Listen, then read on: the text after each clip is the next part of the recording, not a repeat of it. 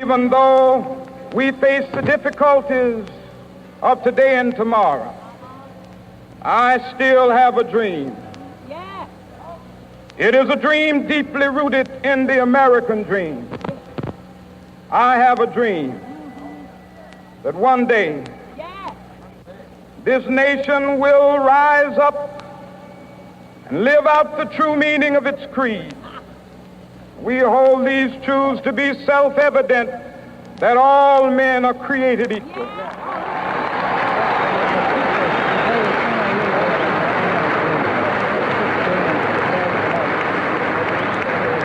have a dream that one day on the red hills of Georgia, the sons of former slaves and the sons of former slave owners will be able to sit down together at the table of brotherhood. I have a dream. Martin Luther King Jr. was born on January 15, 1929, and graduated as the valedictorian of Crozier Theological Seminary in 1951. King became pastor of a Baptist church in Montgomery, Alabama, and later completed his Ph.D. Martin Luther King was a religious man. He was a pastor. He looked at racism and all of the so-called separate but equal laws and the terrible treatment of people of color in the United States. And he said, this is absolutely wrong. This is against God's will. This is not recognizing the dignity of peoples. And he made us all face that in very powerful ways. On the eve of Rosa Parks' refusal to move to the back of a city bus in 1955, King was chosen to lead a citywide bus boycott. 2 years later, King and a group of civil rights activists formed the Southern Christian Leadership Conference to conduct nonviolent protests for civil rights. When Martin Luther King led the Alabama boycott, that was a major turning point in the fight for civil rights. What you saw was people who had been fractionized coming together as one, walking together with others joining the fight. This was when people, America, the world, stood up and said, whoa, what are we looking at here? An amazing time. Inspired by Gandhi's activism, King worked with the SCLC to organize black voters and civil rights protests. In 1963, King was arrested at a march in Alabama. During his prison time, King wrote a rebuttal to an article denouncing his methods. His longhand notes on the margins of the newspaper became known as Letter from Birmingham Jail and was famously republished and studied in colleges across the country. Martin Luther King was a man of God who believed that that calling necessitated social change in the present, and he put his life on the line for that calling. Free at last! Free at last! Thank God Almighty, we are free at last! On August 28, 1963, King led more than 20,000 people in a massive demonstration at the Lincoln Memorial, where his speech, I Have a Dream, became a defining moment in civil rights history. Through his work, King helped pass the Civil Rights Act of 1964 and received the Nobel Peace Prize that same year. Martin Luther King, according to Time in 1963, personified the civil rights movement. He took on one of the greatest challenges of his time and was one of the people that most influenced this very transformative time in American history. Although King faced criticism from more militant black leaders, he continued his peaceful efforts toward both racial and economic justice. After delivering his I've Been to the Mountaintop speech at a rally in Memphis, King was assassinated the next day on April 4, 1968, while standing at the balcony of his motel room. King's assassination was, I think, devastating for many people. But there's also a rising level of organization, and many people, King's assassination galvanizes them into many kind of black power movements across the country, many anti-poverty movements. So it's both a moment of despair, but also a moment of political flowering. Posthumously, King was awarded the Presidential Medal of Freedom in 1977 and a Congressional Gold Medal in 2004. Today, the Martin Luther King Jr. National Holiday continues to be honored on the third Monday of every January. Welcome, Medical Lake High School students. My name is Hannah Zimmerman, and I am here to discuss the importance of MLK Day. As many of you know, Martin Luther King Jr. is a civil rights legend. Throughout the 1950s, Dr. King led the movement to end segregation and counter prejudice in the United States through peaceful protests. MLK is known for his outstanding and motivational speeches, which have created a profound effect on his national consciousness. He is best known for his I Have a Dream speech, which was delivered at the March on Washington on August 28, 1963, advocating for equality and freedom for all. Racial segregation, the practice of restricting people to certain fixed areas of residence or to separate institutions like schools and churches and other public facilities, including parks, playgrounds, restaurants, and restrooms, on the basis of race. Before civil rights were present in our society, this was the atmosphere of schools, workplaces, and social events. Today we are here to acknowledge how MLK's legacy changed our world for better and how important it is to always accept people for who they are. Martin Luther King Jr. was born on January 15, 1929 in Atlanta, Georgia, to parents Alberta Williams and Martin Luther King Sr. He grew up with two siblings and experienced his first remembered case of segregation when they went out to buy shoes. Martin Luther King Jr. attended college at the age of 15 and was awarded the doctorate in sociology and theology from Boston University. He married Coretta Scott and became the father of 4 children, Martin Luther King III, Bernice, Yolanda, and Dexter. In December of 1955, King was chosen to head the Montgomery Improvement Association, which was formed by the Black community to lead a boycott of the segregated city buses after Rosa Parks refused to give up her seat to a white man and was arrested. Gandhi inspired Martin Luther King Jr. nonviolence philosophy. In 1964, he was awarded the Nobel Peace Prize for his civil rights and social justice activism, famously known for his I Have a Dream speech. King went to jail 29 times, mainly for the acts of civil disobedience. In 1983, President Ronald Reagan signed a bill that created a federal holiday to honor King. It is celebrated on the third Monday of every January. Martin Luther King Jr. is one of the only Americans to have their birthday observed as a national holiday, besides George Washington and Abraham Lincoln. 1944, September 20th, MLK enrolls at Morehouse College after passing his exam at the age of 15. August 6, 1946, the Atlanta Constitution publishes a letter to the editor from King supporting minority rights. February 25, 1948, King is ordained and becomes assistant pastor at Ebenezer Baptist Church in Atlanta, his father's church. June 8, 1948, King graduates from Morehouse College with a bachelor's degree in sociology. King was largely responsible for the passage of the Civil Rights Act of 1964 and the Voting Rights Act of 1965. The Civil Rights Act banned discrimination in the workforce and public accommodations based on race, color, religion, or national origin. The Voting Rights Act protects all persons' right to vote. Congress passes the most sweeping civil rights bill ever to be written into the law, and thus reaffirms the conception of equality for all men that began with Lincoln and the Civil War 100 years ago. The Negro won his freedom then. He wins his dignity now. 5 hours after the House passes the measure, the Civil Rights Act of 1964 is signed at the White House by President Johnson. Before an audience of legislators and civil rights leaders who had labored long and hard for passage of the bill, President Johnson calls for all Americans to back what he calls a turning point in history. We must not approach the observance and enforcement of this law in a vengeful spirit. Its purpose is not to punish. Its purpose is not to divide, but to end divisions, divisions which have lasted all too long. Its purpose is national, not regional. This Civil Rights Act is a challenge to all of us to go to work in our communities and our states, in our homes and in our hearts, to eliminate the last vestiges of injustice in our beloved country. So, tonight I urge every public official, every religious leader, every business and professional man, every working man, every housewife, I urge every American to join in this effort to bring justice and hope to all our people and to bring peace to our land.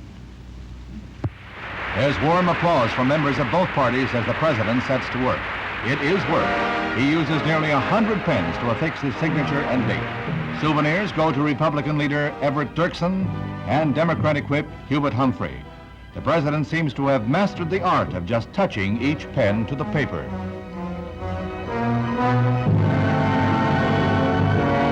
Integration leader Martin Luther King receives his pen, a gift he said he would cherish. The Department of Justice will enforce the law if necessary, and G-Man Chief J. Edgar Hoover is present. Another group of pens is reserved for the Kennedys, and the Attorney General is entrusted with a half dozen.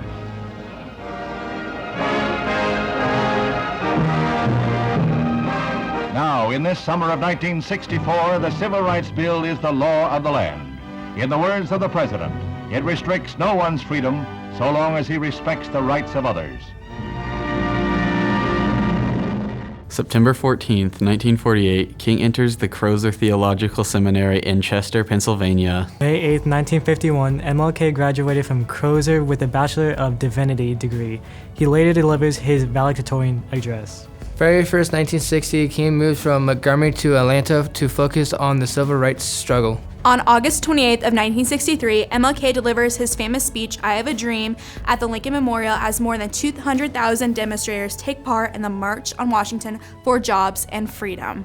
On December 10, 1964, King wins the Nobel Peace Prize. March 17th to 25th, 1965, after voting rights marchers are attacked and beaten by police in Selma, Alabama, King peacefully leads civil rights marchers from Selma to Montgomery.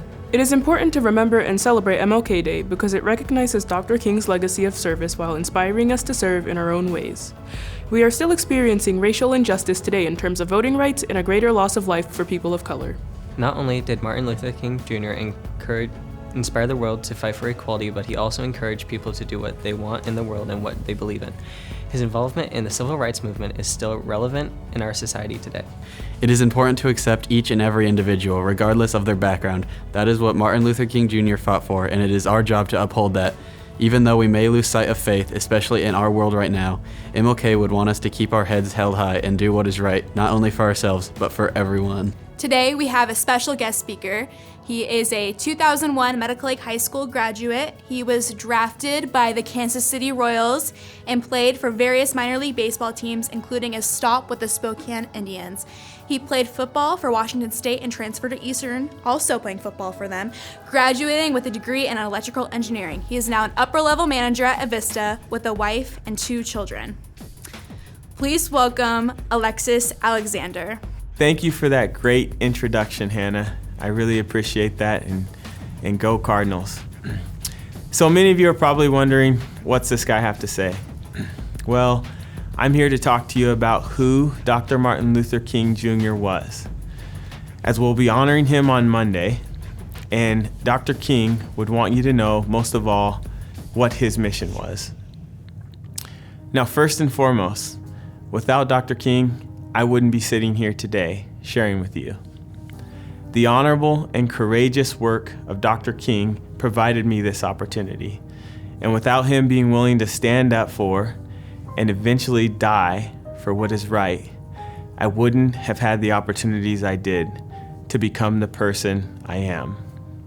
And all that because of the color of my skin. So a little background on Dr. King. What a remarkable individual.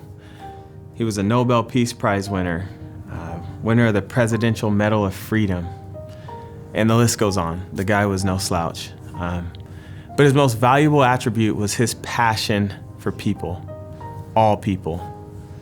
All the work he did, he remained peaceful and inclusive of all willing to stand up for what was right. And he did this even at times when he was advised against it by some of his most trusted colleagues because of the fear and untrust. Can I say enough about Dr. Martin Luther King Jr.?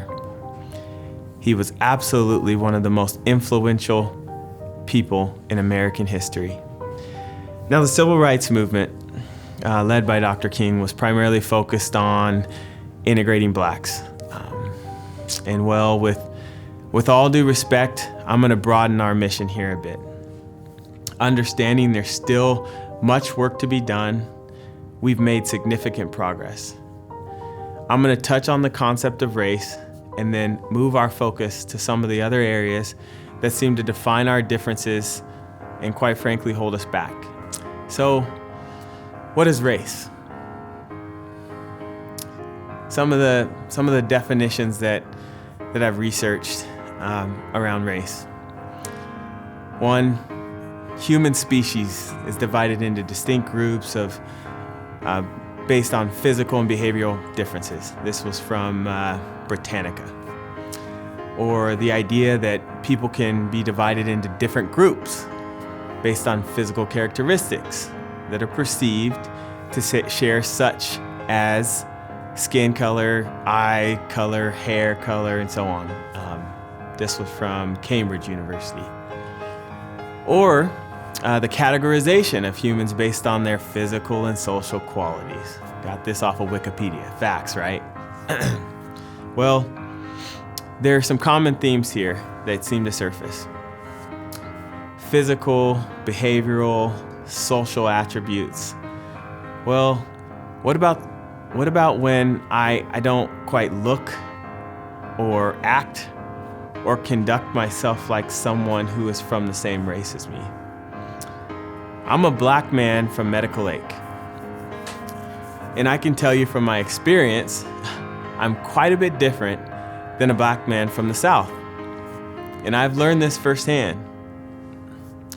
How about the fact that my great-great-grandfather was half white, my great-grandmother was Native American, my grandfather was Nigerian. What's that make me? A hot mess? The reality is, race is an idea societies come up with to put people in groups. That's what we do. We like to group things. I do it myself. It makes it easier for us to understand. And, well, you know what they say about taking the easy route. You get what you pay for. And the idea of race has caused an immense amount of destruction in our world and society. So let's consider just a few of the challenges here in the U.S. First off, the Native Americans. How are they treated upon our arrival? Think their treatment is a factor today? How about African Americans? How they were brought here, enslaved, then segregated. What lasting impact has this treatment had? Let's fast forward to today. What other groups are being mistreated? Why are our prisons disproportionately filled with minorities? Or why are women paid a fraction of what men are paid for the same work? Why did it take until 2015 to recognize gay marriages? Why have we still not had a woman president of the United States? The answer to each of these questions comes out loud and clear in Dr. King's message. Judge people by the content of their character, not by their race, gender, sexual orientation, or any other group you attempt to place them in. Now, I want to be clear. None of you here are responsible for the decisions made in the past that's resulted in where we are today. All of these results are decisions that were long before you and long before me. But you do have a responsibility to make tomorrow better. So ask yourself, when someone doesn't have enough money to do the things that you do, how do you make them feel? When someone is not as gifted, let's say athletically, or struggles in the classroom, how do you make them feel? Think about that. Or more relevant today, someone has a different outlook on COVID, this pandemic, and vaccines. How do you make them feel? I challenge you to ask yourself, are you a part of the problem or part of the solution? So, I appreciate the opportunity to have this time with you, and enjoy your long weekend. And I just ask that on Monday, as we honor Dr. Martin Luther King Jr., that you take a second to reflect on the reason why you have the extra time. Stop and think about what Dr. King's mission was, and how you'll make a difference tomorrow. And with that, go Cards.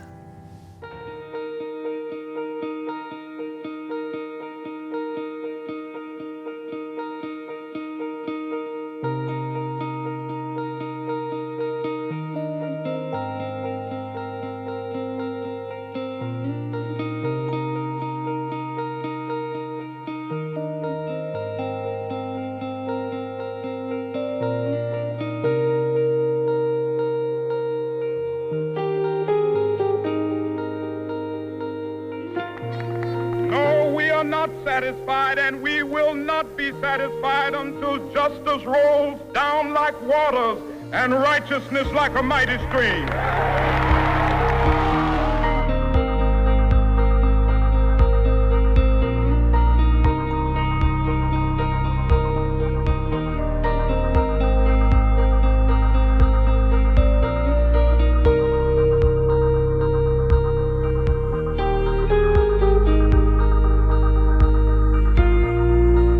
They told us we wouldn't get here. There were those who said that we would get here only over their dead bodies. Well, all the world today knows that we are here, and we are standing before the forces of power in the state of Alabama saying we ain't gonna let nobody turn us around.